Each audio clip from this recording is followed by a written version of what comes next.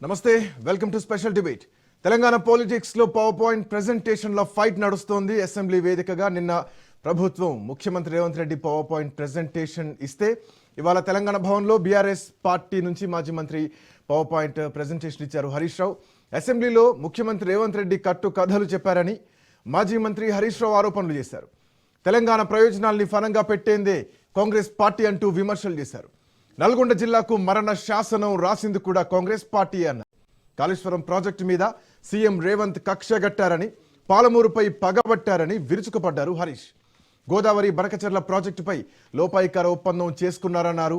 ఇక ఈ అంశాలతో పాటు చాలా అంశాలు, అంటే తెలంగాణకు ఉమ్మడి ఆంధ్రప్రదేశ్లో ఎవరు అన్యాయం చేశారు, తెలంగాణ రాష్ట్రం వచ్చిన తర్వాత పెండింగ్లో ఉన్నటువంటి ప్రాజెక్టులను రన్నింగ్లోకి మార్చిందెవరు, తెలంగాణ వచ్చిన తర్వాత ఎన్ని లక్షల ఎకరాల ఆయకట్టుకు నీళ్లు అందింది, ఉమ్మడి ఆంధ్రప్రదేశ్లో తెలంగాణకు జరిగినటువంటి అన్యాయం ఏంటి, తెలంగాణ రాష్ట్రం వచ్చిన తర్వాత కేసీఆర్ నీళ్లపై చేసినటువంటి యుద్ధం తర్వాత, కేసీఆర్ తీసుకున్నటువంటి నిర్ణయాల తర్వాత, కట్టుకున్నటువంటి చెక్ డ్యాంల తర్వాత తెలంగాణలో ఎంత పంట నికరంగా పండింది, ఎంత ఆయకట్టు సాగింది అన్నది హరీష్ రావు కూలంకుషంగా వివరించారు. సో ఉమ్మడి రాష్ట్రంలో తెలంగాణకు నికర జలాలు లేకపోయింది. అప్పుడు తెలంగాణకు అన్యాయం జరిగింది. కల్వకుర్తి కానీ, నెట్టంపాడు కానీ, భీమా కానీ, కోయిల్ సాగర్ ప్రాజెక్టులు కానీ గతం కంటే, అంటే గతంలో కేవలం పెండింగ్లో ఉండే, సో మేము రన్నింగ్లోకి తీసుకొచ్చాం. అండ్ మోర్ ఓవర్ ఇప్పుడు జూరాల ఎందుకు తీసుకోలేదు, నాగార్జున శ్రీశైలం నుంచి సోర్స్ ఎందుకు తీసుకోవాల్సి వచ్చింది అంటే తుంగభద్ర వాటర్ శ్రీశైలంకి వస్తుంది. సో తుంగభద్ర నీళ్ళు ఎందుకు వదులుకోవాలి. అండ్ మోర్ ఓవర్ శ్రీశైలం నుంచి సోర్స్ తీసుకుంటే నీటి వినియోగం ఎక్కువగా ఉంటుంది. దానికి ఎగ్జాంపులే కల్వకుర్తి ప్రాజెక్ట్. సో కల్వకుర్తి ఈరోజు నిండు కుండలా మారింది, అక్కడ నీళ్ళు అందుతోంది ఎకరాలకు. బట్ ఇదే కోయిల్ సాగర్కు, నెట్టంపాడుకు, భీమాకు ప్రస్తుతానికి క్రాప్ హాలిడే ప్రకటించారు. సో ఇప్పుడు చెప్పు, కేసీఆర్ చేసింది వాస్తవం అవాస్తవమా? ప్రజలకు, రైతులకు నీరు అందాలంటే రూపాయి ఖర్చు పెట్టడం తప్ప, ఉమ్మడి ఆంధ్రప్రదేశ్లో 30-40 ఏండ్ల పాటు ప్రాజెక్టులు నడిస్తే మరి వాటికైనటువంటి ఖర్చులేంటి, వాటికి ఎంత ఖర్చులైనాయి? 40 ఏండ్ల పాటు ప్రాజెక్టు నిర్మాణాలు జరిగితే నాగార్జున సాగర్ కానీ, శ్రీశైలం కానీ, ఇంకా మిగతా ప్రాజెక్టులు ఏవైతే ఉన్నాయో ఆ రోజు కాంగ్రెస్ పార్టీ హయాంలో కట్టినటువంటి ప్రాజెక్టులు ఏండ్లకేండ్లు జరిగితే మరి వాటి అంచనా వ్యయాలు కూడా పెరిగాయి కదా అని ఓవరాల్గా మొత్తంగా తెలంగాణలో నీటి వినియోగం కానీ, తెలంగాణ ప్రాజెక్టులపై కానీ చాలా కూలంకషంగా వివరించారు. అయితే దీన్ని కాంగ్రెస్ పార్టీ ఇప్పుడు ఎట్లా చూస్తుంది? మరోవర్ దీంట్లో ప్రధానమైనటువంటి అంశం ఏంటంటే, ఒకసారి బిఫోర్ దాట్ మాట్లాడదాం. హరీష్ రావు మాట్లాడినటువంటి కొన్ని బైట్స్ ఒకసారి విందాం. పీసీఆర్ ఉత్తమ్ కుమార్ రెడ్డి గారు కట్టుకథలను, రేవంత్ రెడ్డి గారు పిట్ట కథలను చెప్పేటువంటి ప్రయత్నం చేశారు. తెలంగాణ రాష్ట్ర ప్రయోజనాలను ఫనంగా పెట్టిందే కాంగ్రెస్ పార్టీ. నీటి హక్కులు పొందే విధంగా ప్రాజెక్టులు నిర్మించిన చరిత్ర బీఆర్ఎస్ పార్టీది. కాంగ్రెస్ ద్రోహాలను, కాంగ్రెస్ చేసినటువంటి తప్పులను, నిన్న శాసనసభలో వాళ్ళు మాట్లాడినటువంటి అబద్ధాలను, ఇలా తెలంగాణ నీటి హక్కులు కాపాడడానికి గౌరవనీయులు తొలి ముఖ్యమంత్రి కేసీఆర్ గారు చేసినటువంటి కృషిని నేను ఇప్పుడు నా ప్రజెంటేషన్లో చూపిస్తాను. ఆనాడు 1956 కంటే ముందు హైదరాబాద్ రాష్ట్రంగా తెలంగాణ ఉండేది. ఉన్న రాష్ట్రాన్ని ఆంధ్రప్రదేశ్తో కలిపిన పార్టీయే కాంగ్రెస్ పార్టీ. మొదటి ఎస్ఆర్సి తెలంగాణను సొంత రాష్ట్రంగా ఉంచాలని ఫజల్ అలీ కమిషన్ స్పష్టంగా చెప్పినా కూడా ఆనాడు తెలంగాణను ఆంధ్రప్రదేశ్లో కలిపి మరణ శాసనం రాసిన పార్టీ కాంగ్రెస్ పార్టీ.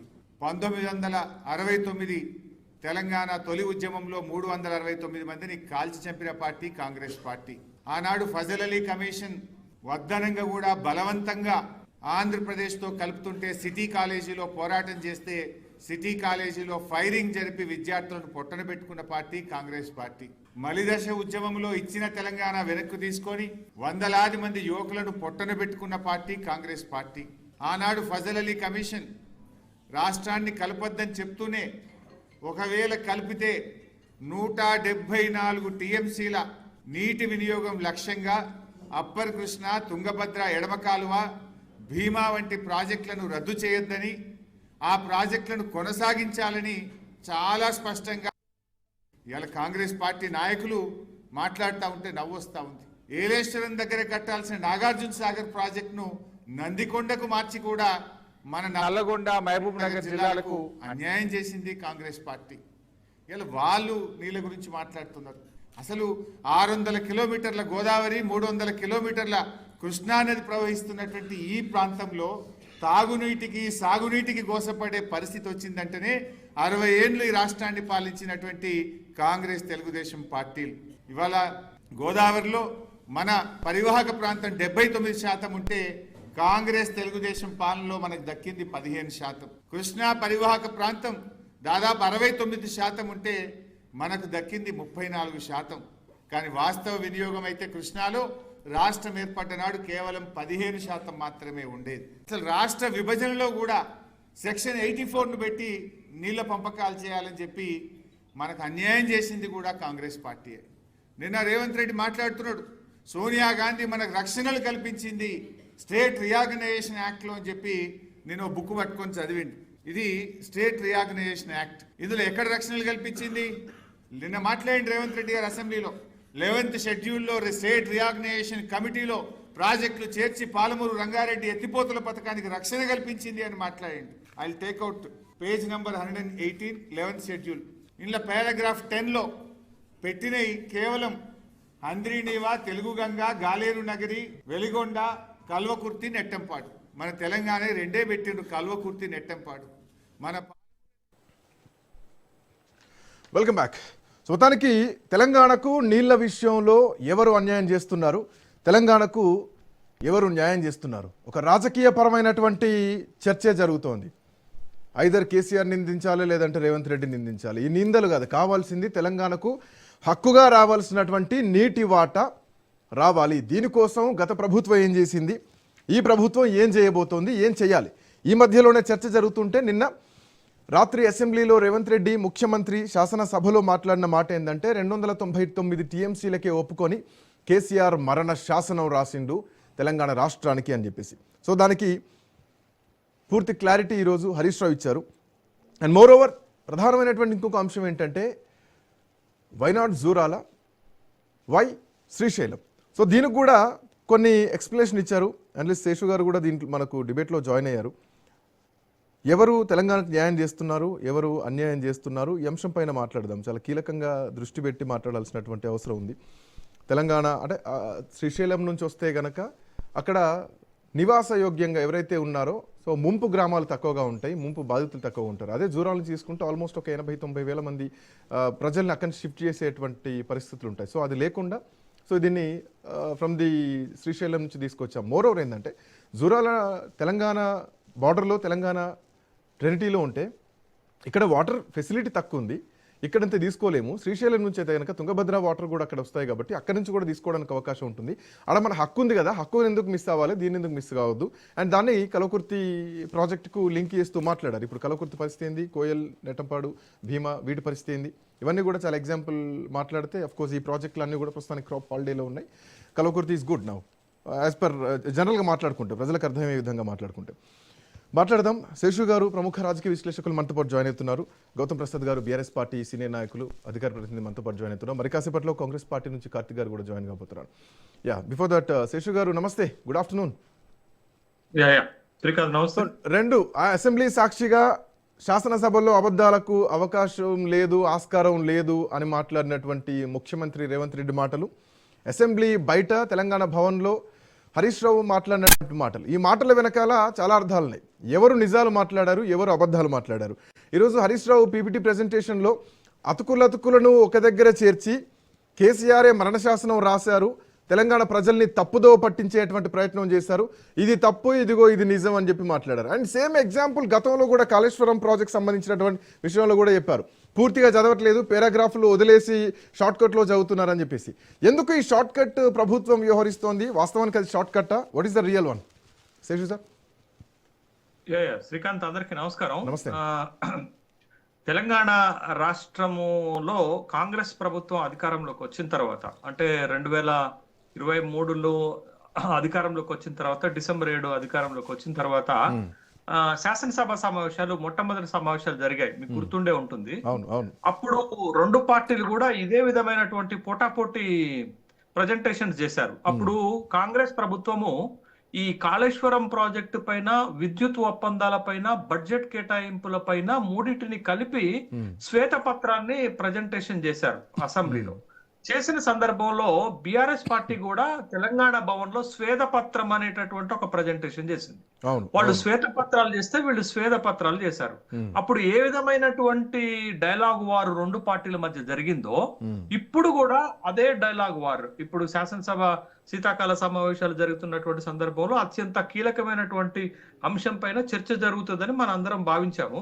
బట్ అది శాసనసభలో ఒక ఎండ్ లో చర్చ జరిగితే తెలంగాణ భవన్ లో దానికి కౌంటర్ గా ఇంకొక ఎండ్ లో చర్చ జరిగింది. ప్రధానమైన అంశం ఏంటంటే జల వివాదాలు, అక్రమ ప్రాజెక్టుల నిర్మాణము, లేకపోతే నీళ్ల కేటాయింపులు, ఈ అన్ని అంశాలపైన ఒక చర్చ జరగాల్సినటువంటి అవసరం ఉంది. అయితే సభలో మమ్మల్ని మాట్లాడనీయట్లేదు అని బిఆర్ఎస్ పార్టీ సభ నుంచి వాకౌట్ చేసి బయటకు వచ్చింది.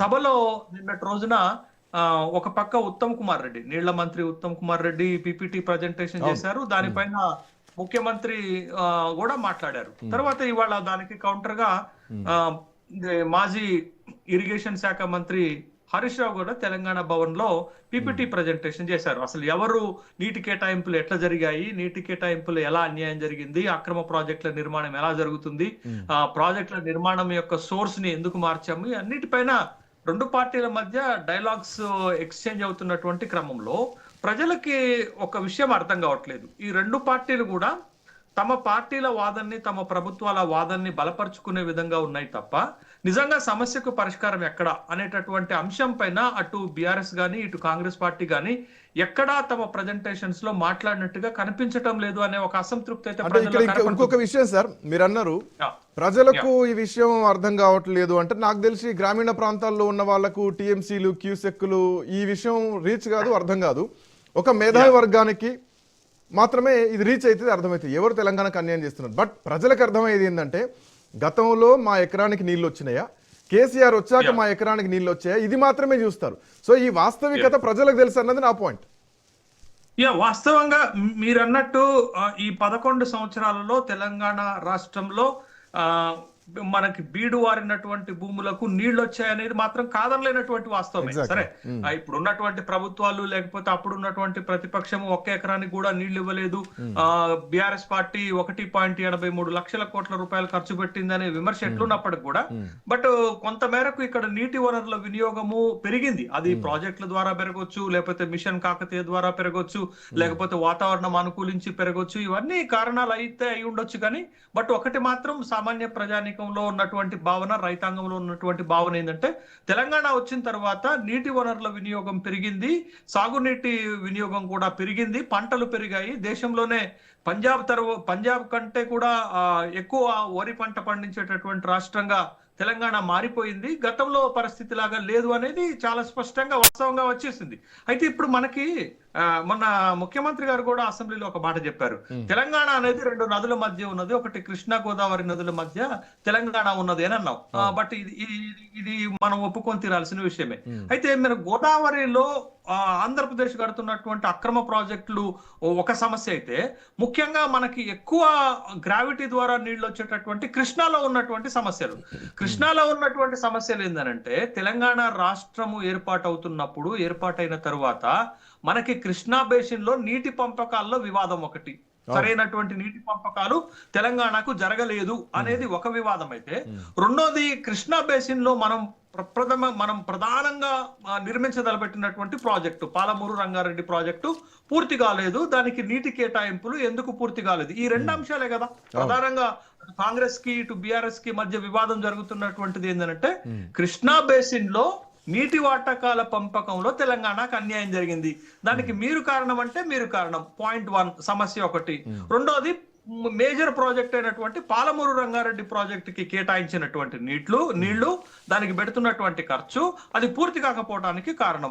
ఇవే కదా, ఈ 2 అంశాలపైనే కదా 2 పార్టీలు, 2 పాత ప్రభుత్వం కొత్త ప్రభుత్వం ఒకళ్ళపైన ఒకళ్ళు విమర్శలు చేసుకుంటున్నటువంటి అంశము. అయితే దీంట్లో ప్రభుత్వ వాదన ఒక తీరుగా ఉంటే, ప్రతిపక్షం అంటే ఇప్పుడు ప్రతిపక్షం వాదన ఒక తీరుగా ఉంది.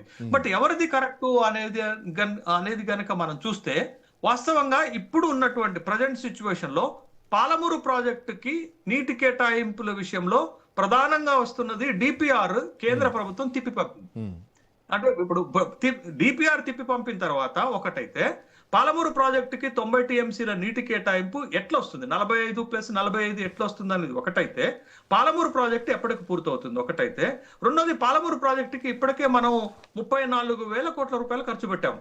దాని 56,000 కోట్ల రూపాయలను ఒకసారి అంటున్నారు, 80,000 కోట్ల రూపాయలను ఒకసారి అంటున్నారు. బట్ ప్రాజెక్టుల ఎస్కలేషన్ పెరగటం సాధారణమైనటువంటి విషయమే కానీ, బట్ ఇన్ టైంలో ప్రాజెక్టు పూర్తి కాకపోవటం వల్ల అసలే పాలమూరు జిల్లాకి సమైక్య ఆంధ్రప్రదేశ్ లో అన్యాయం జరిగింది, వెనకబడిన జిల్లాగా మారిపోయింది.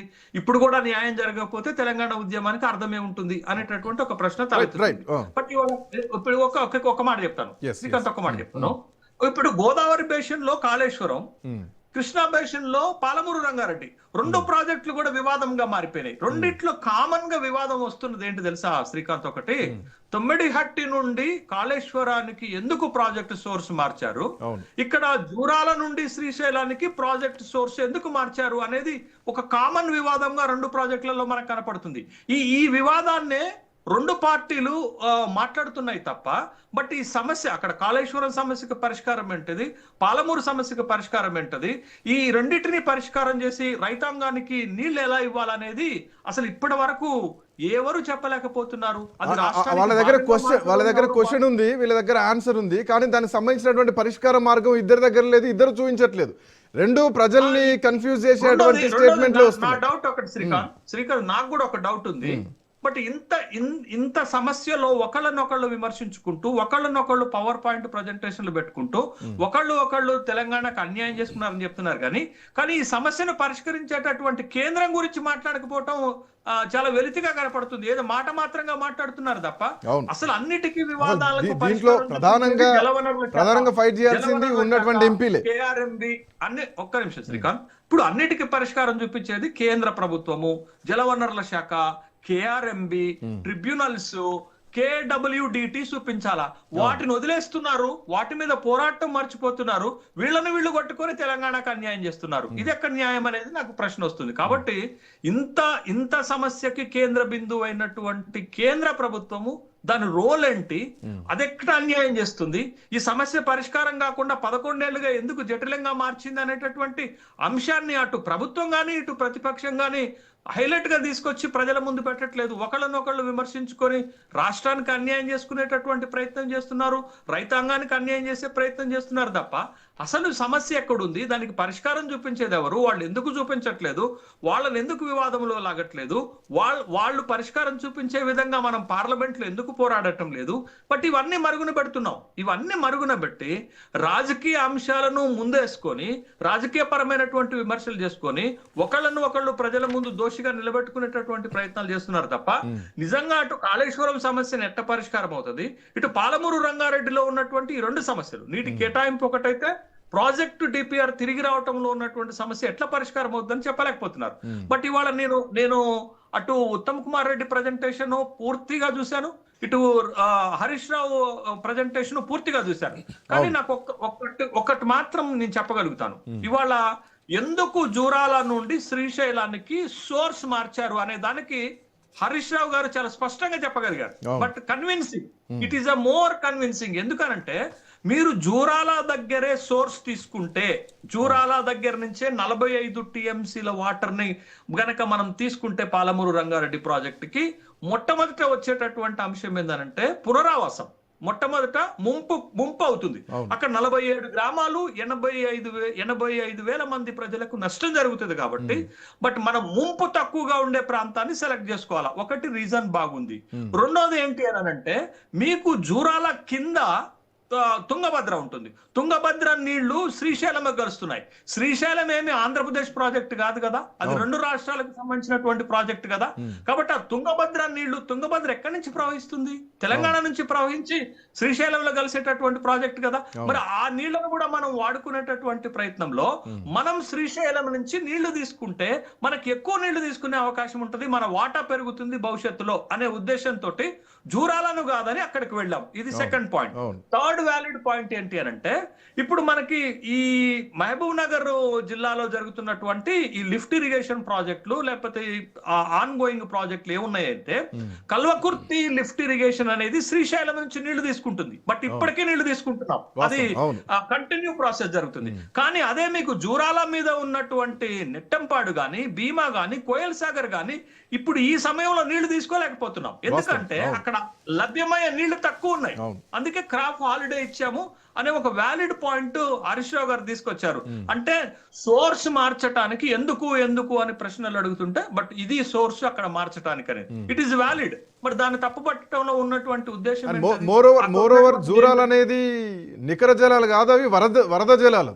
సో ఆన్ ఫ్లోయింగ్ వాటర్ కాబట్టి దాంట్లోంచి తీసుకోవడం కూడా అసాధ్యం. శ్రీకాంత్ మీరన్న పాయింట్ కూడా ఒకటే, అది నికర జలం కాదు. నికర జలం అయితే 365 రోజులు తోడుపోసుకోవచ్చు. కానీ అదే వరద జలాలంటే వరద వచ్చినప్పుడు మాత్రమే తోడుకోవచ్చు. అదే శ్రీశైలం నుంచి 60 రోజులు నీళ్లు తోడుకోవటానికి అవకాశం ఉంటుంది. అంటే 1.5 టీఎంసీలు తోడుకుంటే మనకి 90 టీఎంసీలు వస్తాయి. కానీ ఇక్కడ మీకు 28 రోజుల నుంచి 30 రోజులు మాత్రమే వరద ఉంటుంది కాబట్టి అప్పుడు మీరు 2 టీఎంసీలు తోడుకునేటటువంటి అవకాశం ఉన్న 60 టీఎంసీలే వస్తాయి కదా. కాబట్టి పూర్తి స్థాయిలో రావు కదా. 1 సెకండ్. కార్తిక్ గారు నమస్తే. నమస్తే సార్. సో క్లారిటీ లేకుండా కన్ఫ్యూజన్ లో మాట్లాడారా, లేదంటే ప్రజల్ని కన్ఫ్యూజ్ చేద్దామని మాట్లాడారా? నిన్న వాళ్ళు ప్రతిపక్షం అఫ్ కోర్స్ అంటే ఇంత భారీ పీపీటీ ప్రెజెంటేషన్ అసెంబ్లీలో ఇవ్వనిస్తారని మాత్రం నేను అనుకోవట్లేదు. సో వాళ్ళు తెలంగాణ భవన్లో వాళ్ళ పార్టీ పరంగా ఇచ్చారు. మరి కొంత క్లారిటీ కనిపిస్తోందా? ఎవరు అబద్ధాలు మాట్లాడుతున్నారు, ఎవరు నిజాలు మాట్లాడుతున్నారు? నీళ్ల విషయంలో కేసీఆర్ చేసింది ఏంది, రేవంత్ రెడ్డి ప్రభుత్వం వచ్చిన తర్వాత 2 ఏళ్లలో చేసింది ఏంది?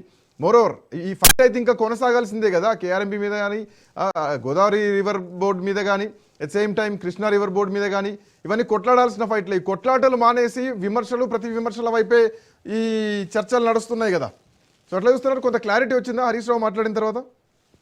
మరి హరీష్ రావు మాట్లాడిన తర్వాత క్లారిటీ వచ్చిందా, క్లారిటీ రాలేదన్న విషయాన్ని మనం ఒక్క నిమిషం అట్లా పాజ్ చేస్తే, అసలు విషయము ఈ రోజు అసెంబ్లీ పెట్టడానికి సబ్జెక్ట్ ఒకటి ఉండే.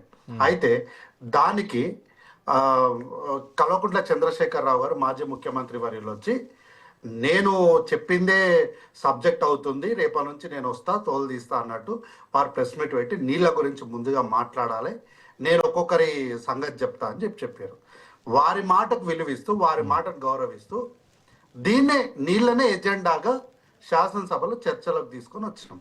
అప్పుడు బీఆర్ఎస్ పార్టీ వాళ్ళు ఏమన్నారు, అసెంబ్లీలో ఏం చర్చ చేయాలో కూడా మాజీ ముఖ్యమంత్రి మా నాయకుడే డిసైడ్ చేస్తున్నాడు, కాంగ్రెస్ పార్టీ చేసుకోలేకపోతుందని ఒక విమర్శ చేశారు. మంచిది.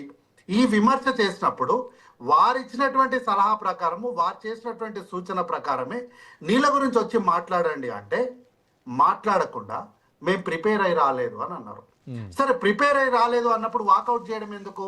గతంలో మేము ప్రిపేర్ అయి రాలేదు సార్ అంటే ఎల్ఏ మినిస్టర్ గారు ఏం చేశారు?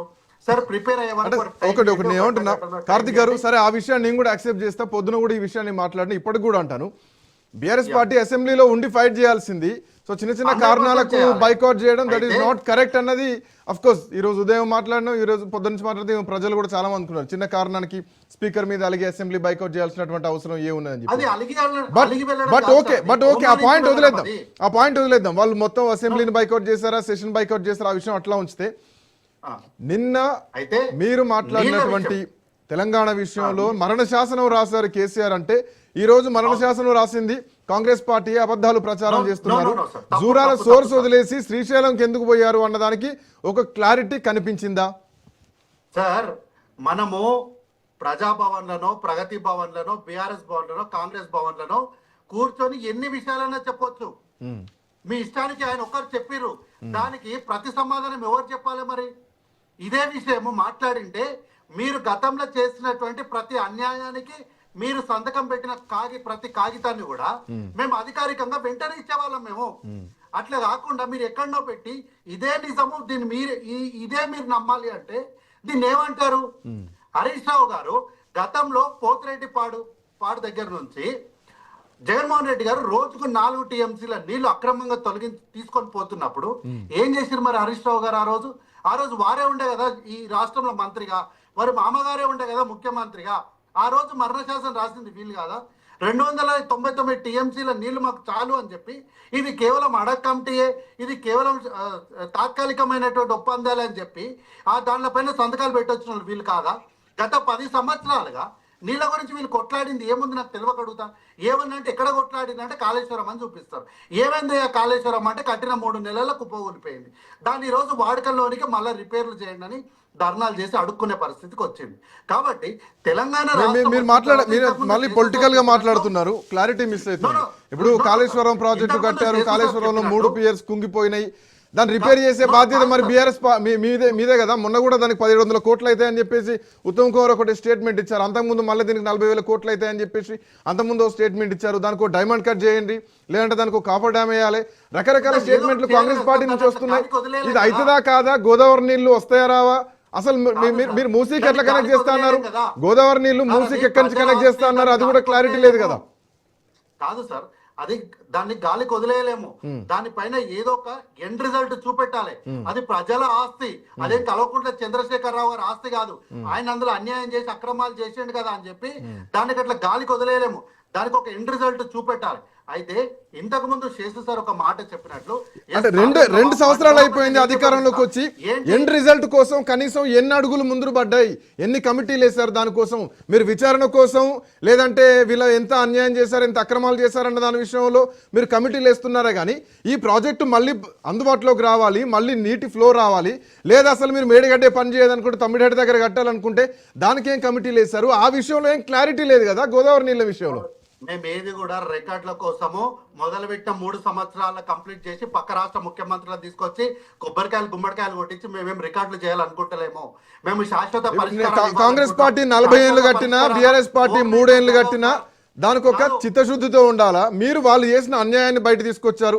1,00,000 కోట్ల రూపాయల ఖర్చు అయిందన్నారు, ఇందులో అవినీతి జరిగిందన్నారు, ఈవెన్ పాలమూరు రంగారెడ్డి విషయంలో కూడా అవినీతి జరిగిందన్నారు. ఈ మాటలే రాజకీయంగా నడుస్తున్నాయే తప్ప ప్రజలకు రావాల్సినటువంటి క్లారిటీ మాత్రం ఇవ్వడం లేదు. క్లారిటీ ఇవ్వడం లేదు అంటే ఆ క్లారిటీ ఇవ్వడానికి మనము ఇప్పుడు చర్చ ఉన్నాం సార్, మేము ఇద్దరం మాట్లాడుతున్నాము, ఇది చర్చ అంటారు. వారంతకు వారి ఇష్టానికి ఒక దగ్గర చెప్పేసి ఇదే నిజం అంటే ఎవరు నమ్మరు. అట్లా ఇదే మాట వారు సభలో చెప్పింటే మేము దానికి ఆన్సర్ ఇచ్చేవాళ్ళం. సరే, వాట్ ఎవర్ సభలో చెప్పారు. సభలో ఇప్పుడు కేసీఆర్ సభలో చెప్తే మీరు అసెంబ్లీలో ఆన్సర్ ఇచ్చారు.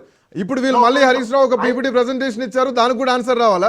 ఇక్కడ పాయింట్ ఏంటంటే ప్రధానంగా మీరు బీఆర్ఎస్ పార్టీ పీపీటీలు వాళ్ళ ప్రజాభవన్లో వాళ్ళ ఇండ్లు ఇస్తే ఇవ్వరు, అట్లా సభలో అడుగుతూ ఇస్తారు వాళ్ళు ఇష్టం. బట్ ఇది ప్రజల్లోకి వెళ్ళిపోయింది, ఇలా చర్చ జరుగుతుంది మన మధ్యలో. ఇది ప్రభుత్వం రోడ్ల మీద మాట్లాడదు సార్, ప్రభుత్వం రోడ్ల మీద మాట్లాడదు. సభలోకి వచ్చి మాట్లాడితే ప్రభుత్వం దానిపైన పూర్తి వివరాలను కార్తిక్ గారు కమ్ బ్యాక్ టు యు. ఒక నిమిషం సార్. అయితే శేషు సార్ ఇంతకు ముందు ఒక మాట అన్నారు, తెలంగాణ రాష్ట్రం వచ్చిన తర్వాత నీటి వినియోగం పెరిగింది అన్నారు. ఎస్, 100% నీటి వినియోగం పెరిగింది. ఆ నీటి వినియోగం పెరగాలనే గతంలో ఉన్నటువంటి ఉమ్మడి ఆంధ్రప్రదేశ్ రాష్ట్రంలో అన్యాయం జరుగుతుందనే మనం ఈ తెలంగాణ రాష్ట్రాన్ని తెచ్చుకున్నాం. అయితే తెలంగాణ రాష్ట్రం వచ్చిన తర్వాత దేవుడి దయ వల్ల ఉన్నటువంటి కాలం మారి వర్షాభావం ఎక్కువగా వచ్చింది.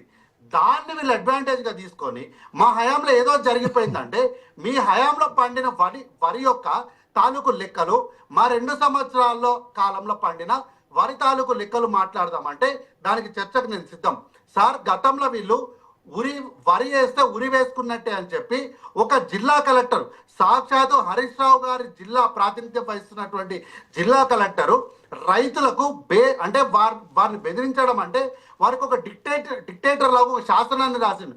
ఎవరైనా వరి విత్తనాలను అమ్మితే మీ పైన పీడీ యాక్ట్ కింద ఇక్కడ మన చర్చ డివేట్ అవుతుంది. కార్తిక్ గారు, వెల్కమ్ బ్యాక్ టు నీళ్లు నిజాలు. నీళ్ల విషయంలో నిజాలు ఎవరు మాట్లాడుతున్నారు, అబద్ధాలు ఎవరు మాట్లాడుతున్నారు?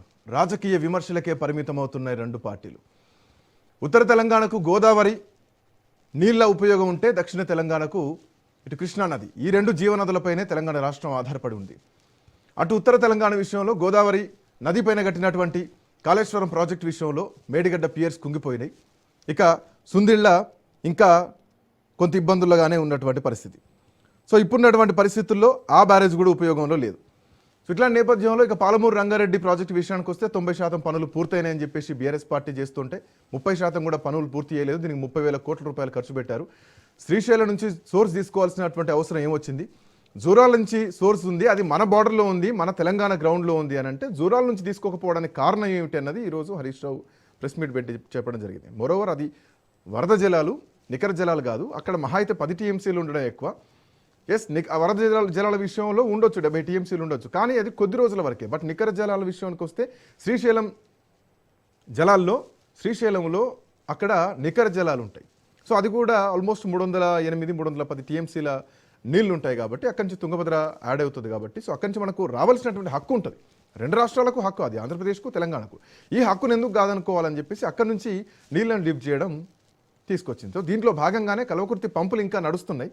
మరి వాట్ అబౌట్ నెట్టంపాడు, కోయల్ సాగర్ ఇవెందుకు నడవట్లేదు? భీమా కారణం ఏంటంటే జూరాలపైన డిపెండ్ అయినాయి కాబట్టి. సో ఇది ఒక క్లారిటీ ఇవ్వడం జరిగింది. అఫ్ కోర్స్ అది కళ్ళ ముందు కనిపిస్తోంది కూడా. బట్ ఒక రాజకీయ విమర్శ నడుస్తోంది. ప్రజలకు ఒక ఖచ్చితమైనటువంటి క్లారిటీ రావాలా, మాట్లాడండి దానిపైన రాజ్ న్యూస్ ఒక ప్రత్యేకమైనటువంటి చర్చా కార్యక్రమాన్ని ఈరోజు మొదలుపెట్టింది. గౌతమ్ ప్రసాద్ గారు ఏం చెప్తున్నారు? సో నిన్న హరీష్ రావు నిన్న ముఖ్యమంత్రి మాట్లాడినటువంటి మాటలకు ఈరోజు మీరు ఇచ్చినటువంటి క్లారిటీ కొంత కనిపిస్తోంది.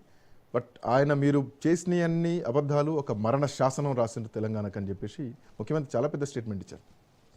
శ్రీకాంత్ గారు, మీకు మన ప్రేక్షకులకు ప్యానెల్లో ఉన్న సభ్యులందరికీ కూడా నమస్కారం. నమస్తే. అదే ఈరోజు నీళ్ళ మీద ఇంత పెద్ద చర్చ జరగడం అనేది చాలా చాలా సంతోషం అని చెప్పేసి మాట్లాడుతున్నాం. అదేవిధంగా కృష్ణా గోదావరి బేసిన్లలో ఉన్న నీళ్లు మనకు ఎన్ని కావాలి ఏంటి అనేది ఇక వాద ప్రతివాదాలు జరుగుతూనే ఉన్నాయి. కానీ నేను ఇక్కడ ప్రధానంగా సరే ఒక బీజేపీ, ఒక కాంగ్రెస్, ఒక బీఆర్ఎస్ పరస్పరంగా అంటే నిందలు వేసుకోవడమో నిజాలు చెప్పడానికి ప్రయత్నం చేయడమో ఇదంతా జరుగుతూ ఉంది వాస్తవం. కానీ నేనేమంటున్నానంటే ఈ తెలంగాణ రాష్ట్రంలో కొన్ని వందల మంది శేషుసార్లాగా చదువుకున్న వాళ్ళు ఉన్నారు. అంటే విషయాన్ని విశ్లేషణ చేసే శక్తి సామర్థ్యాలు ఉన్న వాళ్ళు ఉన్నారు.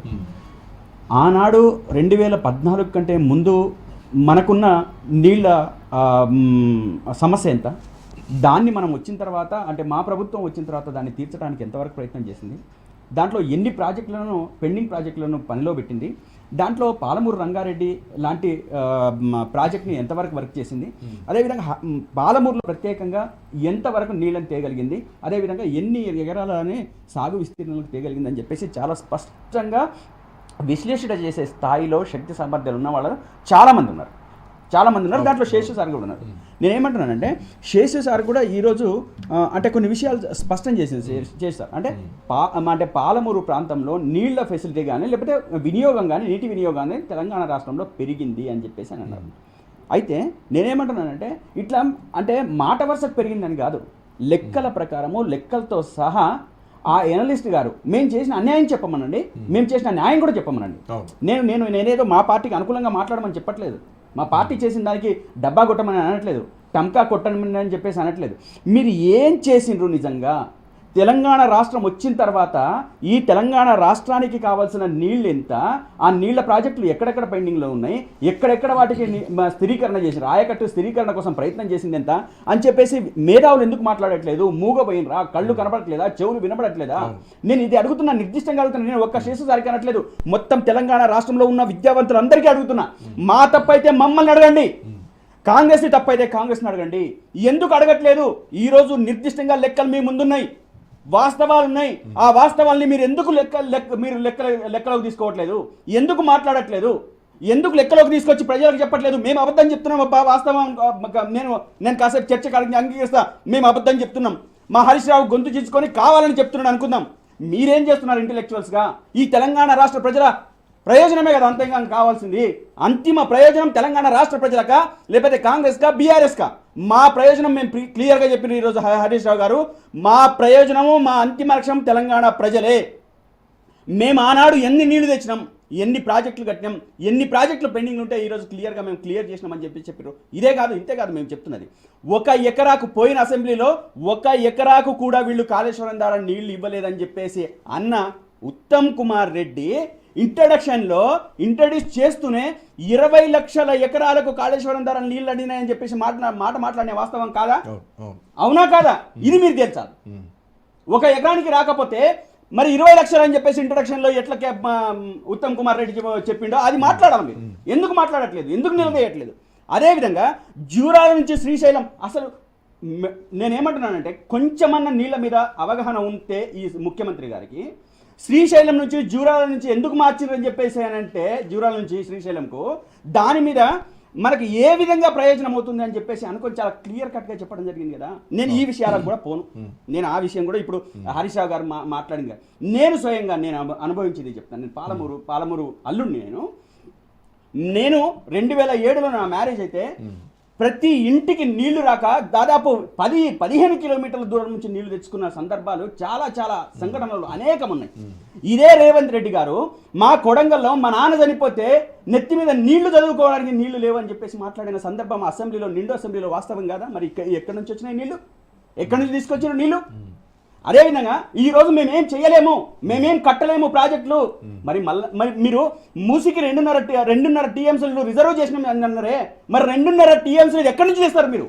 ఇది చెప్పండి. 2.5 టీఎంసీలు మీరు కాళేశ్వరంలో భాగంగా మల్లన్న సాగర్ నుంచి తెచ్చిన వాటర్ కాదా? వాస్తవం కాదా? నిన్నగాక మొన్న మీరు పోయి గంధమాలకు ఓపెన్ చేసి మీరు ఆ జిల్లా అల్లుడు అన్నారు కాబట్టి నాకు అడగాల్సి వస్తుంది. చెప్పండి. అక్కడ ఉన్నాయే 10 టీఎంసీల కంటే అటు ఇటుగా తక్కువ ఎకరం. ఇక వరదలు వచ్చినప్పుడు 70 టీఎంసీలు ఉంటాయి. మరి ఏ లెక్కన నిన్న ముఖ్యమంత్రి ఖచ్చితంగా జూరాల నుంచి 80 టీఎంసీలు పట్టుకొచ్చి తీరుతా అని చెప్పి సవాల్ చేశారు. ఆయనకు సబ్జెక్ట్ మీద అవగాహన ఉంటే ఆ సబ్జెక్ట్ తగ్గట్టు మాట్లాడతాడు. బట్టగాల్చి మీరేయాలా, నోరుంది కాబట్టి వాగాల, అంతే తప్ప తిట్టాలా, అంతే తప్ప ఇగో ఈ లెక్క ఇంత. నిన్న మొత్తం అసెంబ్లీలో ఆయన మాట్లాడిన దాంట్లో మీరు ఎక్కడైనా కానీ ఒక శాంటిటీతో మాట్లాడిన సందర్భం ఉందా? మీరు సిడబ్ల్యూసి పంపించిన ఆర్డర్స్ ఏంది? వీళ్ళు ఇదంతా వద్దు సార్, అదే నాకు అసలు అదద్దు, అసలు వీళ్ళకి చర్చ, అసలు వీళ్ళకి సబ్జెక్ట్ అంటేనే తెలియదు. 90 టీఎంసీలు మేము అడిగినాము అని చెప్పేసి ముందు మాట్లాడినరా? అన్నారా? ఆ తర్వాత మేము 90 తప్ప మేము అడగనే లేదు, మాకు కావాల్సింది 90 అన్నారా? మరి 45 డిపిఆర్ ఎందుకు వచ్చింది? నీ 90 ఎందుకు వాపస్ పోయింది? అది చెప్పమనండి. ఎందుకు చెప్పండి. మీరు ఒప్పందం చేసుకున్నారు, మీరు ఒప్పందం చేసుకున్న దానికి కంటిన్యూషన్ డేట్లతో సహా చెప్పినాము. ఈ రోజు మేము డేట్లతో సహా ఎక్కడి నుంచి వచ్చినాయి, ఏ రోజు వచ్చిందని చెప్పేసి మేము ఆ 40 టీఎంసీలకు డిపిఆర్ వాపస్ వచ్చిందని చెప్పేసి మేము అనలేదు కదా, మీ హయాంలో కదా వచ్చింది. అదే కదా. అదే విధంగా బనకచెర్ల గోదావరి దాని మీద బనకచెర్ల ప్రాజెక్ట్ ఉంది కదా, అది సిడబ్ల్యూసీ దగ్గర చర్చలకు పోయినప్పుడు వీళ్ళు అజెండాలో లేదని చెప్పేసి మాట్లాడింది ఎవరు? అజెండాలో లేనప్పుడు దాని గురించి మాట్లాడాల్సిన అవసరం ఏముందని చెప్పేసి అన్నది ఎవరు? ఇదే గౌరవ ముఖ్యమంత్రి కాదా? మరి తర్వాత నిమ్మల రామనాయుడు బయటకు వచ్చి ఏమన్నాడు? ఈ మొత్తం బనకచెర్ల ప్రాజెక్టుకి సంబంధించిన అన్ని విషయాలు మాట్లాడినాము, కొన్ని టెక్నికల్ అంశాలు ఉన్నాయి, ఈ టెక్నికల్ అంశాల మీద మేము కొన్ని క్లారిఫికేషన్స్ అదేవిధంగా కమిటీలు వేసుకోబోతున్నామని చెప్పేసి అని అన్నారా? మరి నిన్నగాక మొన్న ఆంధ్రప్రదేశ్ 4గురితో కమిటీ వేసింది, తెలంగాణ 7గురితో కమిటీ వేసింది కదా. వీటికి ఎవరు సమాధానం చెప్తారు? అంటే మీరు ఎవరిని మోసం చేస్తున్నారు? తెలంగాణ ప్రజల్ని మోసం చేయడానికి ముందుకు వస్తున్న వాళ్ళు వీళ్ళ మోసాలని పసిగట్టాల్సింది బాధ్యత ఇంటెలెక్చువల్స్ లేదా ఈ రాష్ట్రంలో? నేను ఏమంటున్నాను, ఇదే శేషు సార్ తీర్లు ఎందుకు మెయింటైన్ చేయలేరు? ఎందుకు చెప్పండి, నిజాలు చెప్పండి. మీరు ఒక మీటింగ్ పెట్టండి, మేము చేస్తే అన్యాయం కూడా చెప్పండి, మేము నష్టం చేస్తే మేము కూడా చేయండి. నేనేమంటున్నానంటే కేసీఆర్ నేను శేషు సార్కు నేను డైరెక్ట్ గా అడుగుతున్నా, సార్ శేషు సార్ నేను తెలంగాణ ప్రయోజనమే నాకు కావాలి సార్, నాకు నీ ప్రయోజనం నా ప్రయోజనం అవసరం లేదు, మా పార్టీ ప్రయోజనం కూడా అవసరం లేదు, తెలంగాణ ప్రజల ప్రయోజనమే నాకు ప్రాధాన్యం. మీలాంటి ఇంటెలెక్చువల్స్ బయటకు వచ్చి మాట్లాడండి, మీలాంటి ఇంటెలెక్చువల్స్ దీంట్లో ఎక్సర్సైజ్ చేయండి. మేము చేసిన అన్యాయం ఏమనుంటే అది ప్రజలకు చెప్పండి, ఇతరులు చేసిన అన్యాయం ఉంటే అది ప్రజలకు చెప్పండి. మీరు ప్రజల ముందు మమ్మల్ని ఎండగట్టండి. అదే సందర్భంలో మేము 2014 తర్వాత మేము కట్టిన ప్రాజెక్టులని వచ్చిన సాగెంత, స్థిరీకరణ ఆయకట్టు ఎంత, ఎన్ని లక్షల ఎకరాలు మేము స్థిరీకరణ చేసినామో, ఎన్ని లక్షల ఎకరాలకు మేము నీళ్ళు ఇచ్చినామో ఇవన్నీ చెప్పండి. మేము ఇయ్యలేదని చెప్పండి, ఇచ్చినామని చెప్పండి. ఇది తెలంగాణ ప్రయోజనం కోసం సార్, ఇది నా ప్రయోజనం నీ ప్రయోజనం కాదు, కాంగ్రెస్ ప్రయోజనం కాదు, తెలంగాణ ప్రజల ప్రయోజనమైన మన అంతిమ లక్ష్యమైనప్పుడు 100 మంది విద్యార్థుల బలిదానాలు అయినప్పుడు, యువకుల బలిదానాలు అవుతున్నప్పుడు దాంట్లో మనం నీళ్లు నిధులు నియామకాలు అనుకున్నాం. ఆ నీళ్లలో మేము అన్యాయం చేస్తే మీరు అడగండి, ఎందుకు అడగట్లేదని చెప్పేసి అని అంటున్నాం. అదేవిధంగా చాలా అమాయకంగా ఈరోజు మాట్లాడుతున్నారు.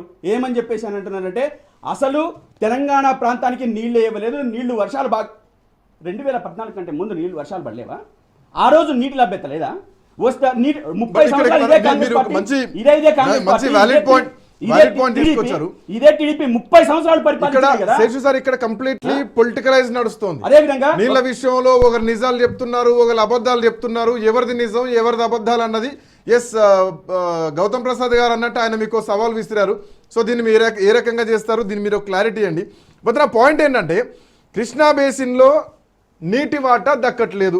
ఇప్పుడున్నటువంటి ప్రకారం 66 ఈజ్ 34%, అంటే 34% మనకు దక్కుతోంది. ఆంధ్రప్రదేశ్కి 66% పోతోంది. గోదావరి నదీ జలాల విషయంలో ఇప్పటికే మేడిగడ్డ కుంగిపోయినది, అటు సుందిళ్ళ పనికి రాకుండా ఉన్నది. ఆ నీళ్ల విషయంలో వివాదాలు నడుస్తున్నాయి. ఈ రెండు అంశాలు ఇట్లా ఉండగానే ఇటు పాలమూరు రంగారెడ్డి ఎత్తిపోతల విషయంలో ఒక ఫైట్ నడుస్తోంది. నీటి లభ్యత ఇంకా రావాలి, అక్కడ ఇంకో 10% పనులు పూర్తయ్యాయి ఏంట అన్నది, ఇంకా 10% కావాలా ఏందన్నది మీరు క్లారిటీ ఇవ్వండి. బట్ ఇవన్నీ జరుగుతుంటే ఆంధ్రప్రదేశ్ అటు నల్లమల సాగర్ లింక్ తోటి పోతిరెడ్డిపాడు హెడ్ రెగ్యులేటరీ పెంచుకొని కాలువల సామర్థ్యం పెంచుకొని నీళ్లను తరలించేటువంటి ప్రయత్నాలు చేస్తున్నారు. ఎందుకు అనంటే కూటమి ప్రభుత్వం అక్కడ ఉంది. సో వాళ్ళు ఏమైనా చేయగలుగుతారు. ఇప్పటికే వాళ్ళకు కేంద్రం నుంచి నిధులు కూడా మేము శాంక్షన్ చేస్తాం బరకచెర్లకు అని చెప్పేసి ఆల్రెడీ వాళ్ళకు హామీ కూడా లభించింది. ఈ పంచాయతీలు నడుస్తుండగానే అటు నీళ్లు తరలి వెళ్ళిపోతున్నాయి. దీనికి క్లారిటీ ఎక్కడొస్తుంది సార్? ఏం చేయాలి ఇప్పుడు? What next? శ్రీకాంత్, ఒకటి ఎవరు ఏదనుకున్నా, రాజకీయ ప్రయోజనాలు ఎట్లున్నా, విమర్శలు ఎట్లున్నా, మనం కొన్ని వాస్తవాలు ఒప్పుకొని తీరాల్సినటువంటి అంశమే. ఇప్పుడు కాళేశ్వరం ప్రాజెక్టు ఏంటి అని అంటే అది ఎప్పుడు దాని వినియోగం, దాని ప్రాధాన్యత బయటపడుతుంది అంటే కాలం కలిసి రానప్పుడు పడుతుంది. కరువు వచ్చినప్పుడు కాళేశ్వరం ప్రాజెక్టు యొక్క ప్రాధాన్యత, గొప్పతనం బయటపడుతుంది. మీరు కాళేశ్వరం ప్రాజెక్టు గవర్నమెంట్ ఫామ్ అయిన టైంలో నీళ్లు కాళేశ్వరం ప్రాజెక్ట్ నుంచి రాక కొంత భూములు ఎండిపోయాయి, నీళ్లు రావట్లేదు, ఆ నీళ్లు కాళేశ్వరం అని మీరే అన్నారు ఒక సందర్భంలో నాతో. నేను అక్కడ చెప్తాను శ్రీకాంత్, అదే మాట నేను వస్తున్నాను. అయితే కాళేశ్వరం ప్రాజెక్టు ప్రారంభమైన తర్వాత దాని కింద పంటలు పండుతున్నటువంటి క్రమంలో ప్రభుత్వము 1 సంవత్సరం తర్వాత ఒక రిపోర్ట్ విడుదల చేసింది. ఆ ప్రాజెక్టు కింద 18 లక్షల ఎకరాల ఆయకట్టు స్థిరీకరణ జరిగిందని. తర్వాత 2 లక్షల ఎకరాలకు కొత్తగా నీళ్లు అందినాయి. అంటే మొత్తం ఒక 20 లక్షల ఎకరాలు కాళేశ్వరం ప్రాజెక్టు కింద ఇరిగేట్ అయినట్టుగా మనం చూసాం. మనం ప్రభుత్వం విడుదల చేసినటువంటి గెజెట్స్ మనం చూసాం.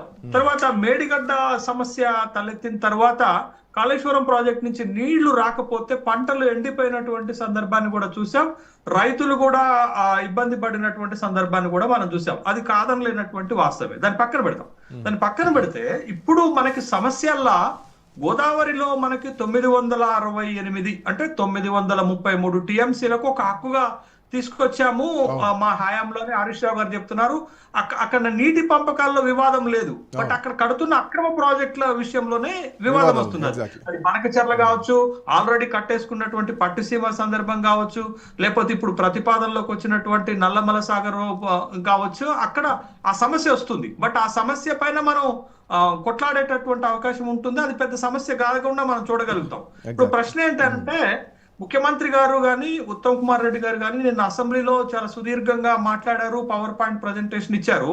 బట్ వాళ్ళు ఒక సిస్టమ్ లో చెప్పినప్పటికి కూడా ఒక అనుమానం కలిగింది. ఏం అనుమానం కలిగింది అని అంటే, ఇప్పుడు నాలాంటి మన గౌతమ్ గానీ లేకపోతే కిరణ్ గానీ, కాంగ్రెస్ ప్రతినిధి ఉన్న కిరణ్ గానీ, మేము అందరం దీనిపైన కొన్ని సందర్భాల్లో స్టడీ చేస్తున్నాం. మేమే ఎక్స్పర్ట్స్ కాదు కానీ స్టడీ చేస్తున్నటువంటి సందర్భంలో మాకు పోతిరెడ్డిపాడు హెడ్ రెగ్యులేటర్ ని సామర్థ్యాన్ని పెంచి నీళ్లు తీసుకుపోతున్నారు. అది 2004 నుంచి రాజశేఖర రెడ్డి గారు వచ్చిన దగ్గర నుంచి ఆ వివాదం కొనసాగుతుంది. బట్ 2020కి వచ్చేసరికి మీకు రాయలసీమ లిఫ్ట్ ఇరిగేషన్ ప్రాజెక్టు వచ్చినటువంటి సందర్భంలో 2022లో అది ఎన్జిటిలో కేసు పడ్డది. అది ఆ ప్రాజెక్ట్ ని ఆపమన్నారు, అక్కడ ఆగిపోయింది అనేటటువంటి విషయం కూడా తెలుసు. కానీ నిన్న ముఖ్యమంత్రి గారు శాసనసభలో ఓ మాట అన్నారు, మేము అబద్ధాలు ఆడము, అబద్ధాలు చెప్పొద్దు ఇక్కడ అని ఓ మాట అంటే ఏం చేశారంటే, నేను చేయబట్టే రాయలసీమ ఇరిగేషన్ ప్రాజెక్ట్ ఆగిపోయింది అని అన్నారు. దాంతో అప్పటి వరకు ముఖ్యమంత్రి గారు చెప్పినటువంటి మాటలకు వ్యాలిడ్ లేకుండా పోయింది. ఎందుకంటే రాయలసీమ ఇరిగేషన్ ప్రాజెక్ట్ ఆగడానికి ఉన్న కారణాలు వేరు, ముఖ్యమంత్రి గారు క్లెయిమ్ చేసుకున్నది వేరు. ఇవాళ ఆంధ్రప్రదేశ్ నుంచి ప్రతిస్పందనలు వస్తున్నాయి. ఎన్జిటి చేసింది, మేము చేయలేదు, మాకు ఎవరు ఆపమని చెప్పలేదని చెప్పేసి గౌతమ్ నేను చెప్తున్నాను అదే. ఇప్పుడు ఆంధ్రప్రదేశ్ నుంచి కూడా స్పందన ఏమొస్తుందంటే, లేదు అట్లాంటిది ఏమి లేదు, మా చంద్రబాబు నాయుడు రేవంత్ రెడ్డి గారి అభ్యర్థన మేరకు రాయలసీమ లిఫ్ట్ ఇరిగేషన్ ప్రాజెక్ట్ ఆగిపోలేదు, అది 2022లోనే ఎన్జిటి అభ్యంతరం చెప్పడం వల్ల ఆగిపోయింది అని అంటే, బట్ సభ సాక్షిగా ముఖ్యమంత్రి గారు అబద్ధం చెప్పినట్లు మనం భావించాలా, లేకపోతే ఆంధ్రప్రదేశ్ ప్రభుత్వం అబద్ధం చెప్తున్నట్టుగా మనం భావించాలా అనేది మనకి ఇక్కడ స్పష్టమవుతుంది. ఒకవేళ ముఖ్యమంత్రి గారు చెప్పిందే నిజమైతే, ముఖ్యమంత్రి గారి మాటని చంద్రబాబు నాయుడు గౌరవిస్తున్నారు అని మనం అనుకుంటే, ఇప్పుడు నల్లమల సాగర్ ను కూడా ఆపమనండి. నల్లమల్ల సాగర్ వల్ల ఇబ్బంది జరుగుతుంది, బనకచెర్ల ప్రాజెక్టు వల్ల ఇబ్బంది జరుగుతుంది అని అంటున్నాం కదా. బట్ ఆ ప్రాజెక్టులను కూడా రాయలసీమ లిఫ్ట్ ఇరిగేషన్ లెక్కనే ఆపమనండి. రాయలసీమ లిఫ్ట్ ఇరిగేషన్ ఆగింది ఎందుకు అనంటే చంద్రబాబు నాయుడు జగన్మోహన్ రెడ్డికి మధ్య ఉన్నటువంటి రాజకీయ వైరుధ్యం వల్ల ఆగిపోయిందని అందరికీ తెలుసు. కానీ ముఖ్యమంత్రి గారు ఏం క్లెయిమ్ చేసుకున్నారు అంటే ముఖ్యమంత్రి గారు సభని తప్పుదో పట్టించారా, రాష్ట్ర ప్రజలను తప్పుదో పట్టించారా, లేకపోతే దాని మీద ఉన్నటువంటి అంశాల మీద తన అభిప్రాయం మేరకే అది ఆగిపోయిందా అనేది ప్రజలు నిర్ణయించుకోవాల్సినటువంటి అవసరం ఉంది. ఇది ఒక పక్కన పెడితే ఇప్పుడు కృష్ణా బేసిన్ కి వద్దాం. కృష్ణా బేసిన్ లో ఏంటి అనంటే చాలా ప్రధానంగా మనకి ఇప్పుడు అభ్యంతరం ప్రజల నుండి లేకపోతే రాష్ట్రం నుండి రైతాంగం నుంచి వచ్చే అభ్యంతరం ఏంటంటే ఇప్పుడు మనకి సహజంగా దక్కాల్సిన వాటా 763 టీఎంసీలు దక్కాల లెక్క ప్రకారం. ఎందుకు మన క్యాచ్మెంట్ ఏరియా 69 or 70 or 71 ఉంటే 763 టీఎంసీలు దక్కాల. ఎప్పుడు టీఎంసీలు అంటే 1005 టీఎంసీలకు పెరిగినప్పుడే మనకు అంత దక్కాల. కానీ ఇప్పుడు మనకి తేల్చిన వాటా ఎంత 811 టీఎంసీలు అని తేల్చారు. దాంట్లో మనకి ఇచ్చినటువంటి వాటా 299 అంటే 34% మాత్రమే ఇచ్చారు. అది అన్యాయం జరిగింది అన్నాం. బట్ ఇది ఎక్కడ పెట్టారు? ఈ 299 512 ఈ 66:34 అనేది ఎవరు నిర్ణయించారు అసలు? ఫస్ట్ ఎక్కడ ఈ ప్రతిపాదన వచ్చింది? రీఆర్గనైజేషన్ చట్టంలో పెట్టారు. రీఆర్గనైజేషన్ చట్టంలో ఎవరు చేశారు? జయరాం రమేష్ తప్పుపడదామా? అప్పుడు ఉన్నటువంటి తప్పుపడదామా? ఎవరిని తప్పుపట్టాలా? ఆ రేషియోని ఏ ప్రాతిపదిక మీద కేటాయించారు అనేది అక్కడి నుంచి వివాదం మొదలైతే ఇప్పుడు అధికారంలోకి వచ్చిన తర్వాత అది కూడా తాత్కాలికంగా రేషియోనే ఫిక్స్ అయ్యారు. కాకపోతే ఇక్కడ ప్రాజెక్టులు లేకపోని పక్షంలో సో దాన్ని ఎప్పటికప్పుడు రిన్యూవల్ చేసుకుంటూ వచ్చారన్నది కదా ఇక్కడ మాట. ఒక మాట శ్రీకాంత్, అక్కడ ఏందనంటే ఒకవేళ 299 టీఎంసీలకి అరేంజ్మెంట్ లో తాత్కాలికంగా బీఆర్ఎస్ ప్రభుత్వం ఒప్పుకున్నదే అనుకుందాం. బట్ ఆ ఒప్పుకుంటున్నప్పుడు తాత్కాలిక అరేంజ్మెంట్ అంటున్నప్పుడు మాకు అన్యాయం జరిగిందని ఇదే బీఆర్ఎస్ పార్టీ సుప్రీంకోర్టుకు వెళ్ళింది. సుప్రీంకోర్టుకు వెళ్ళినప్పుడు 1 సంవత్సరంలో కంప్లైంట్ దాఖలు చేస్తే కొత్త ట్రిబ్యునల్ ఏర్పాటు చేసి రీడిస్ట్రిబ్యూషన్ చేయాలి. కానీ అట్లా కూడా చేయకుండా బ్రిజేష్ కుమార్ ట్రిబ్యునల్ ని కంటిన్యూ చేస్తూ ఈ సమస్యని కేడబ్ల్యూడిటికి అప్పచెప్పారు. కేడబ్ల్యూడిటికి అప్పచెప్పినప్పుడు 1 సంవత్సరంలోనో 2 సంవత్సరాలను పరిష్కారం చేయాలి. అయితే సుప్రీంకోర్టులో వేసినటువంటి కేసును కూడా బీఆర్ఎస్ ప్రభుత్వం వెనుకకు తీసుకుంది. కారణం ఏంటి? బ్రిజేష్ కుమార్ ట్రిబ్యునల్ చెప్పింది మీరు కేసుని వాపస్ తీసుకుంటే మేము రీడిస్ట్రిబ్యూషన్ చేస్తాము, దీన్ని 1005 టీఎంసీలకు పెంచుతాము, మీకు 763 టీఎంసీలు కేటాయిస్తాం అనుకుంటే అప్పటి ప్రభుత్వం దాన్ని వెనుకకు తీసుకున్నారు. బట్ ఆ వివాదం అట్లా పొడిగించుకుంటూ ఇప్పటిదాకా వచ్చారు. సరే, ఇప్పుడు హరీష్ రావు గారు కూడా ఏమంటున్నారు? 2022-23 వరకు మీరు 299 ఒప్పుకున్నారు, మరి మీరు 2024-25 కూడా ఎందుకు ఒప్పుకున్నారు అనేటటువంటి ప్రశ్న ఇప్పుడు వస్తుంది. కాబట్టి ఈ డిస్ట్రిబ్యూషన్ లో అసలు సమస్య ఎక్కడొచ్చింది? రీఆర్గనైజేషన్ లోనే కేటాయింపుల్లో తప్పు వచ్చింది. దాన్ని తాత్కాలికంగా కూడా ఆ రోజు అంగీకరించకపోతే వచ్చే నష్టాలు బేరీజు వేసుకున్న అప్పుడు ప్రభుత్వం అంగీకరించింది అని అనుకుంటే, బట్ ఈ సమస్యను పరిష్కరించటంలో అటు కేడబ్ల్యూడిటి గాని, కేఆర్ఎంబి గాని, జలశక్తి వనరుల శాఖ గాని వీళ్ళందరూ తెలంగాణ ప్రయోజనాలను పణంగా పెట్టారు అనేది వాస్తవం. బట్ అప్పటి నుంచి ఆ ప్రభుత్వమైన పోరాటం చేసింది, కాంగ్రెస్ ప్రభుత్వమైన పోరాటం చేస్తుంది. బట్ ఈ సమస్యను పరిష్కరించే అథారిటీ ఎవరు? ఎవరు? ఒప్పుకుంటే కేసీఆర్ ఒప్పుకున్నారని అనుకుందాం. తాత్కాలిక అరేంజ్మెంట్ అంటే ఒప్పుకున్నారు, హామీ మీద ఒప్పుకున్నారు. బట్ అది ఆ రోజు ముఖ్యమంత్రిగా ఒప్పుకోవాల్సినటువంటి అవసరం ఉంది కాబట్టి ఒప్పుకున్నారు. బట్ దీన్ని రాజకీయం చేయటం కాదు. అసలు ఈ సమస్యను పరిష్కారం చేయనందుకు రాజకీయం చేయాల్సి దగ్గర డిస్ట్రిబ్యూషన్ ఒప్పుకున్నందుకు రాజకీయం చేయటం అనేది తప్పు అనేది ఒకటి. రెండోది, ఇప్పుడు పాలమూరు రంగారెడ్డి ప్రాజెక్టుకు వద్దాం. ప్రాజెక్టుకి నీటి కేటాయింపులను తప్పుపడుతున్నాం. ఎక్కడ 45 కేటాయింపులు, ఒక 45 ఏమో గోదావరి నుంచి మళ్లించిన నీళ్ల నుండి అయితే ఇంకొక 45 ఏమో మనం మైనర్ ఇరిగేషన్ లో ఆదా చేసుకున్నటువంటి నీళ్లు అంటున్నాం. మన నీళ్లు మనం ఆదా చేసుకుని మన ప్రాజెక్ట్ కేటాయించుకోకపోతే ఎవరు కేటాయిస్తాం మనం? మరి గోదావరి నుంచి మళ్లించేటటువంటి నీళ్లు అంటే ఇక్కడ ఇంకొక point Srikanth, environmental acquisition council EAC ఒక ప్రాజెక్ట్ కి అనుమతిస్తే, సిఫారసు చేస్తే ఖచ్చితంగా పర్యావరణ అనుమతులు రావాలి. ఎందుకు ఇవ్వట్లే కేంద్రం పర్యావరణ అనుమతి? 7 అనుమతులు వచ్చిన దగ్గర ఇంకొక 4 అనుమతులు తీసుకురావడంలో ఉన్నటువంటి జాప్యం ఏంటది? ఎందుకు డిపిఆర్ ని వెనుకకు పంపారు? అక్కడేమో ఏ డిపిఆర్ లేకుండా ఆంధ్రప్రదేశ్ ప్రాజెక్టులు ఇస్తారు. అవును, పైన ఉన్నటువంటి వాళ్ళు ఆల్మట్టి డ్యామ్ అనుమతి లేకపోయినా పెంచుకుంటారు. మీరు అక్కడ బాబ్లీ ప్రాజెక్ట్ ని కట్టుకుంటారు. అదే ఆల్మట్టి డ్యామ్ పెరిగితే ఇక ఈ కృష్ణా నీళ్లు కూడా దొరికాయి. ఈ మొత్తం ఎడారైపోయేటువంటి పరిస్థితి, శ్రీశైలం 50% కోసం కొట్లాడే పరిస్థితి వస్తుంది. ఈవెన్ దో మీరు కాలం కలిసి రాకపోతే నాగార్జున సాగర్ లో కూడా నీళ్లు దొరకవు. రెండో ఒక పాయింట్ చెప్పి ముగించేస్తాను. ఇప్పుడు మనం కృష్ణా బేసిన్ లో ఎంత నీటి కేటాయింపులు ఉన్నాయి? 299 ఉన్నాయి. మనం ఎంత వాడాం సగటున ఈ 11 సంవత్సరాల్లో? 184 టీఎంసీలే వాడాం. ఎందుకు పూర్తిగా వాడుకోలేకపోయినాం అంటే ఈ కృష్ణా బేసిన్ లో ప్రతిపాదిత ప్రాజెక్టులను మనం పూర్తి చేసుకోలేకపోయినాం. కాబట్టి కేటాయించిన నీళ్లే వాడుకోకపోతే మనకు అదనపు నీళ్లు అడిగేటటువంటి హక్కు ఎక్కడి నుంచి వస్తుంది? ఇది ప్రశ్న. బట్ అందుకే మనం అదనపు టీఎంసీలు సాధించాలన్నా, మనకి న్యాయంగా రావాల్సినటువంటి టీఎంసీలు రావాలన్నా పాలమూరు రంగారెడ్డి ప్రాజెక్టుతో పాటు కృష్ణా బేసిన్ లో ఉన్నటువంటి అన్ని ప్రాజెక్టులను పూర్తి చేసుకోవాలా? మరి అది పూర్తి చేయకుండా మనం ఎందుకు ఇంత తాత్సారం చేస్తున్నాం? ఎవరు దీనికి బాధ్యులు అనేటటువంటి ప్రశ్న కూడా వస్తుంది కదా. ఒక పాయింట్ చెప్పేసి ముగించేస్తాను. ఇప్పుడు 27,000 కోట్ల రూపాయలు ఖర్చు పెట్టారు. ఏది? పాలమూరు రంగారెడ్డి ప్రాజెక్ట్ లో. ఆ ప్రాజెక్టు 2015లో ప్రారంభమైన తర్వాత ఈ ప్రభుత్వం వచ్చిన తర్వాత ఈ 2 సంవత్సరాల్లో 7,000 కోట్లు ఖర్చు పెట్టారు. అంటే మొత్తం 34,000 కోట్లు ఖర్చు పెట్టారు. బట్ ప్రజల్లో ఉన్న అభిప్రాయం చెప్తాను నేను. కాంగ్రెస్ అధికారంలోకి వచ్చిన తర్వాత పాలమూరు నిర్మాణం స్లో డౌన్ అయింది అని ప్రజలు భావిస్తున్నారు. లేదు, వాళ్ళు పెట్టలేదు, భావిస్తున్నారు. అంత పెడితే అయిపోతుందని మా వాదన.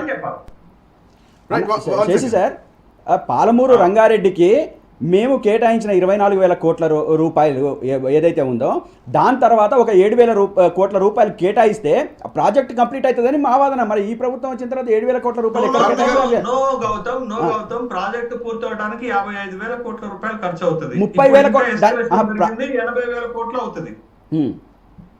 వన్ సెకండ్ కార్తిక్ గారు, ఇప్పుడు అంటే నాకు తెలిసి జనరల్గా తెలంగాణ కానీ ఈవెన్ మీరు కాంగ్రెస్ పార్టీలో ఉన్నట్టు కొంతమంది కానీ కేసీఆర్ అనేటువంటి వ్యక్తి తెలంగాణకు రావాల్సినటువంటి నీళ్లను ధారదత్తం చేస్తారని మాత్రం అనుకోరు. ఎందుకంటే ఒక ఫైట్ చేసినటువంటి వ్యక్తి. అండ్ మోర్ ఓవర్ 24 సార్లు లేఖలు రాసిండ్రు కేంద్రానికి. ఆ లేఖల సారాంశం కానీ ఆ లేఖల సాక్ష్యాలు కానీ మొత్తం చూపించారు. అంటే 50-50 ఇవ్వాలని చెప్పేసి ఆల్మోస్ట్ 28 ఉత్తరాలు రాసినాం ఈ కేంద్రానికి. ఈవెన్ సెక్షన్ 3 సాధించి నా వ్యక్తి కూడా కేసీఆర్ అని చెప్పేసి. సో అట్లాంటి వ్యక్తి మరణ శాసనం రాశారు అంటే ఒప్పుకుంటారు. అండ్ మోర్ ఓవర్ ఇందాక శేషు సార్ మాట్లాడారు, కేవలం సుప్రీంకోర్టులో ఉన్నటువంటి కేసును ఉపసంహరించుకుంటే మేము వాటర్ డిస్ట్రిబ్యూట్ చేస్తామని చెప్పేసి ఆ రోజు ట్రిబ్యునల్ చెప్పినటువంటి మాటకు కేసీఆర్ ఆ రోజు వెనక్కి రావడం జరిగింది. సో ఇదంతా చరిత్ర కదా. సో దీన్ని వక్రీకరించలేం కదా. సో ఇందులో మీరు ఒక మాట అన్న రాయలసీమ లిఫ్ట్ ఇరిగేషన్ ప్రాజెక్ట్ ఆపిందే మేము అని చెప్పేసి. ఇందాక శేషు గారు అన్నట్టు బనకచెర్ల సాగర్ లింక్ ఆపేస్తారా? మరి ఇప్పుడు ఈ లెక్కన చంద్రబాబు నాయుడు మీకు కొంత దగ్గరే కదా. సార్, నేను 2 విషయాలు చెప్తా. ఒకటి, మేడిపండు చూడు మేలిమై ఉండును, పొట్ట విప్పి చూడు పురుగులుండును. ఇది సెల్ఫ్ గా అనుకుంటున్నారా, బీఆర్ఎస్ వాళ్ళని ఉద్దేశించి అంటున్నారా? లేదు, నేను చెప్తా. అది 2 విషయాలు చెప్తా, ఇది గుర్తుపెట్టుకోండి. రెండవది, లేఖలు రాసాము, అది చేసాము, ఇది చేసాము అని అంటున్నారు కదా, దానికి ఇదే సామెత పనికొస్తుంది. మనం పైన అన్ని చేసి లోపల చేయాల్సిన అన్ని చేస్తే ఏం ఉపయోగం చెప్పండి. సరే, ఇప్పుడు మీరేమంటున్నారు? రేవంత్ రెడ్డి గారు పూర్తిగా అబద్ధాలే చెప్పారు అని బీఆర్ఎస్ పార్టీ అంటుంది.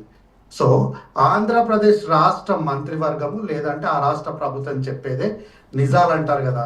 సరే, ఓకే. ఇప్పుడు ఆంధ్రప్రదేశ్ రాష్ట్ర ప్రభుత్వం చెప్పిన మాటనే చెప్తాను. నేను పార్టీల గురించి వ్యక్తుల గురించి మాట్లాడుతాను. ఆ రాష్ట్ర ప్రభుత్వము 2023 కన్నా ప్రభుత్వంలో మాట్లాడుకుంటూ కేవలము కల్వకుంట్ల చంద్రశేఖరరావు గారి మెగ్నానిటీ వల్ల, ఆయన ఒక అడుగు ముందుకేసి మన మీద దయ చూపెట్టడం వల్ల, కేవలం కల్వకుంట్ల చంద్రశేఖరరావు గారి వల్లనే మనకి ఇక్కడ అధికంగా నీళ్లు వస్తున్నాయని ఆ రాష్ట్ర ప్రభుత్వము అధికారికంగా, వాళ్ళ పార్టీ ఆఫీస్లో చేయలేదు సార్ ఈ వ్యాఖ్యను, అధికారికంగా శాసనసభలో చేసింది. సో ఇప్పుడు మరణ శాసనం రాసినట్ట రాయనట్ట తెలంగాణ పైన?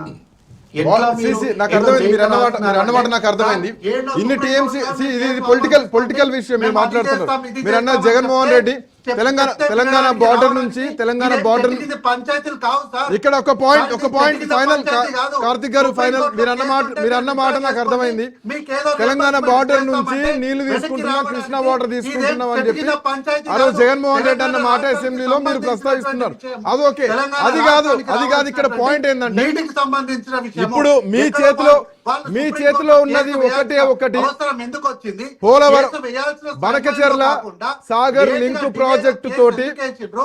కాలువ వాళ్ళు సామర్థ్యాలు ఎట్లాంటి పెంచుతూ కండిషన్ పెట్టి ఆంధ్రప్రదేశ్ మీరు ఎందుకు అక్రమంగా unconditional కట్టడాలు వెనక్కి చేస్తుంది, కాలువ వచ్చారని సామర్థ్యాలు చెప్పారు. పెంచుతుంది. దీన్ని ఆపాల్సిన బాధ్యత పూర్తిగా కాంగ్రెస్ పార్టీ ప్రభుత్వం పైనే ఉంది. ఇది ఆపకపోతే మీరు మరణ శాసనం రాసినట్టు చరిత్రలో నిలిచిపోతారు. అప్పుడు ప్రజలకు అర్థమవుతుంది కేసీఆర్ రాసినట్ట, రేవంత్ రెడ్డి రాసినట్ట. 100% కలవకుండా చంద్రశేఖరరావు గారు తెలంగాణ రాష్ట్ర ప్రజలపైన మరణ శాసనం రాశారు. చరిత్రను ఎవరు వక్రీకరించలేరు. చరిత్ర చెప్పిన ఈ బనకచెర్ల సాగర్ లింక్ ప్రాజెక్టు ముందుకు పోతే తెలంగాణకు ద్రోహం చేసిన వ్యక్తి, ద్రోహం చేసిన పార్టీ, ద్రోహం చేసిన ప్రభుత్వం అవుతుంది నదీ జలాల విషయంలో. ఇప్పటికీ final conclusion. Thank you so much. ప్రజాప్రతినిధి